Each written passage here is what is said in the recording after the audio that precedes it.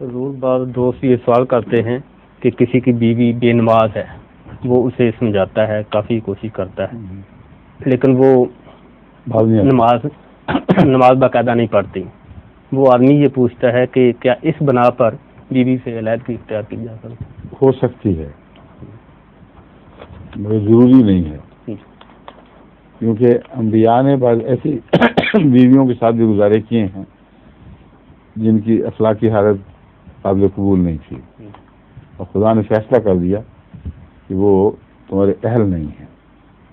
اس کا مطلب یہ ہے کہ لازم نہیں ہے کہ ایسی عورت کو طلاق دی جائے، لیکن بعض تقاضے ایسے ہوتے ہیں جن میں دی جا سکتی ہے.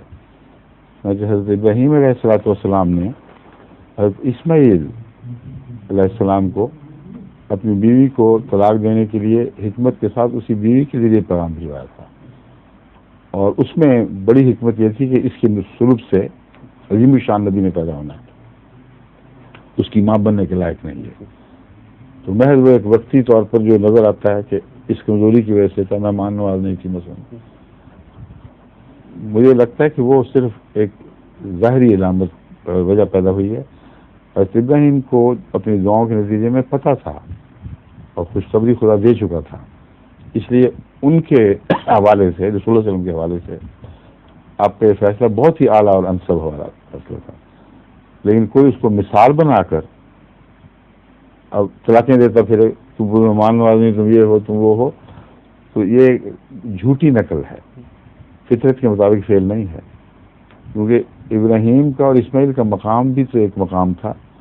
روزمرہ ہر شخص کا مقام بیوی مقابل پر وہ ہوتا بھی نہیں. خود ہزار ایوب میں ملوث ہو اور بیوی کی ادنا کمزوریوں سے بھی وہ مشتعل ہو جائے اور کہہ کہ اب مجھے حق مل گیا میں تمہیں طلاق دے دوں، یہ توازن کے خلاف باتیں ہیں. سمجھ گئے؟ ظہور مہر